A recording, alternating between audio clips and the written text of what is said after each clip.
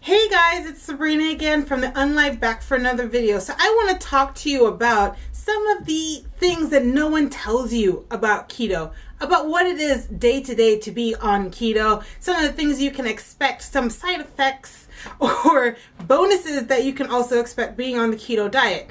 So as we all know, keto is high fat, low carb, moderate protein, the basics out of the way. Great. The keto diet has been around for a long time. Do not worry, this is not a fad diet. Not something that's currently in trend, although there's more of us on YouTube now talking about the keto diet. But the keto diet has been around for a long time.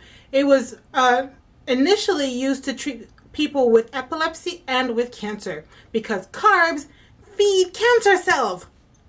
Bet you didn't know that. It does. It feeds cancer cells and helps them to grow. So this low carb diet can help with that kind of stuff. Not saying that it'll prevent it, but it can help. Another thing about the keto diet that a lot of people out there are probably not talking about is that intermittent fasting is something you don't have to think about. Not that you don't do it, it's that you don't really have to think about it. Some people will do a 4 to 6 hour window of eating, and then I know they're saying they're not, but they're probably hungry the next morning. So on the keto diet, because you're eating such a high fat content, that takes longer to burn in your body. So you end up skipping breakfast or intermittent fasting without even thinking about it. Trust me, if you're interested in the benefits of intermittent fasting, they're here with this keto diet. It's not something that you have to plan to do. It is something that you will naturally do anyway, as long as you keep your first meal. I do the tea in the morning, keep that below 3 carbs depending on what you're adding inside of your tea. You're still intermittent fasting and you're getting in some yummy tea in the morning to help with any bubbles that might occur, because that happens to me. I get real bubbly in the morning. I know, TMI, but somebody has to tell you.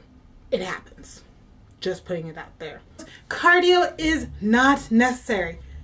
It's not necessary. You don't have to do hours on the treadmill. If you do want to, then go ahead. But if you're not quite ready to commit to the gym, no, it is not necessary. Of course, a cardiovascular workout, weightlifting is always a good thing for people. Not always, but it's a good thing for people, but it's not necessary. Keto, in the way that it works in your body, will help you lose body fat and maintain lean muscle. Now, if you want to really kind of etch out your muscles and build muscle, then obviously you're going to have to do some weights. But if you just want to lose fat and look more sleek and sexy, then don't even bother with that gym membership. You don't need it. Second thing people won't tell you about keto is that people will criticize your decision to go high fat. Everybody's got an opinion and everybody's an expert. Oh, that's going to drive up your cholesterol. That's going to do this. It's going to clog your arteries, blah, blah, blah, blah, blah. All those things. You're going to hear it. So just know. That's why I always say do your own research. Make sure it's right for you. So that way when you get those people who want to criticize you about what you're doing and what's working for you, you can tell them, yeah, there might be a little bit of increase in cholesterol, but cholesterol is something that you need in your body. It is something that you need in your body. Oh, I'm going low carb? Yeah, I am. Why? Because there's no such thing as an essential carb. Essential fats, essential proteins, no essential carbs. So I don't need it. Don't worry, it's working for me. Go and do you, boo. Go and do you. Keto, like any other diet that you may go on, is all about sacrifice. Something has to be, you have to give up something in it. A lot of people on YouTube will always tell you, oh my gosh, these are my easy recipes and my easy weight loss. It's amazing. Do it. You'll be fabulous and thin. But guess what? It's hard work. It's hard work like any other diet or new workout regime that you're doing. It's hard work and there is sacrifice to it. It's a little bit harder to go out with friends and eat and drink. The convenience, you're giving up a lot of convenience with keto. You do have to meal prep. In order to stay on, you do have to work for it a little bit. I'm sorry, it's the truth. Just so you know. It is not a 21-day fix, a 14-day fix. It is not a short-term diet. It is not something that you can do for a little while, get off and continue to experience the results. It's not. It's a lifestyle. You do have to commit for the foreseeable future to keto. You're not going to see the benefits if you drop off. And you've seen me struggle with what happens after really long carb benders. It happens.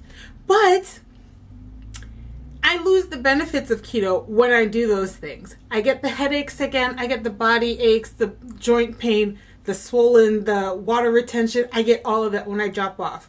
So just know you can't go on and off and expect to still feel great all the time. You do have to commit. It is a lifestyle, not really a diet. Just so you know. Another thing that I've personally experienced, never, ever, ever, ever trust a keto fart. I'm sorry. I have to tell you because a lot of people won't tell you.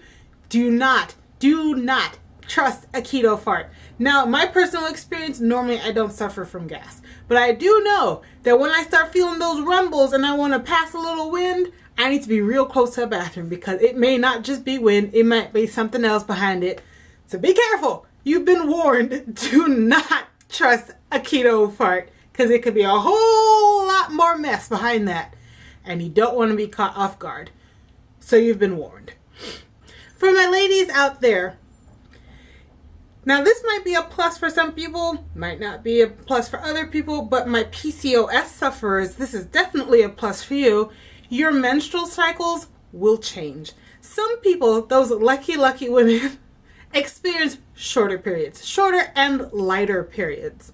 For PCOS sufferers, you might start actually getting your periods again more regularly. Me personally, it's just lighter. Still the same length, but it is just lighter, which is not a bad thing at all. Not a bad thing at all. And also my PMS symptoms are a lot more reduced. Normally I'm super tired, like nothing I can do can stop it. I'm tearing up. I am exhausted for like 2-3 days prior to the start of my menstrual cycle. Now that's not a huge problem, although I still suffer from preoccupation in my mind with food.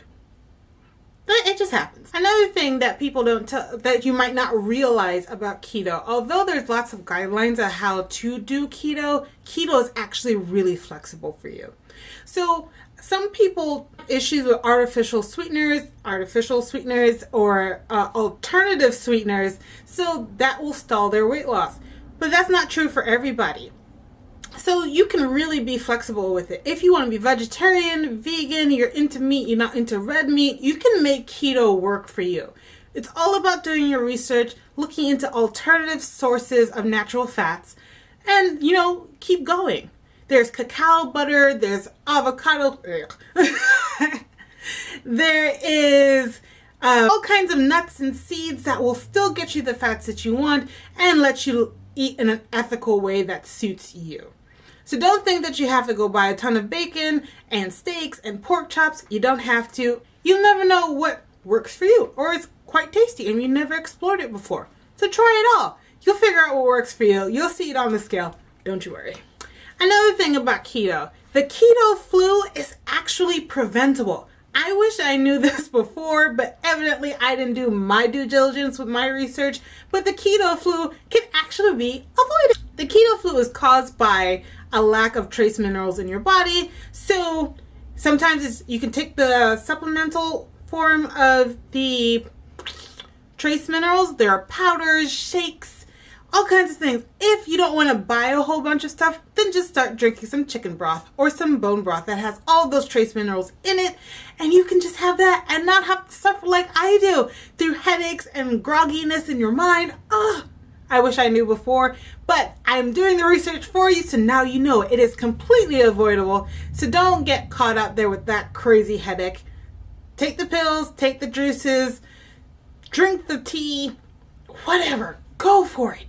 Don't suffer like I do.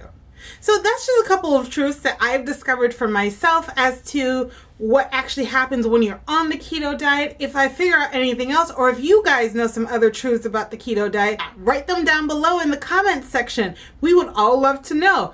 You could be saving me a heartache. Who knew? Keto flu, completely avoidable. That's just angry. I'm just angry now.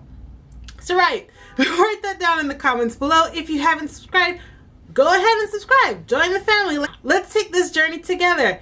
Thank you guys for watching and see you next time. Bye.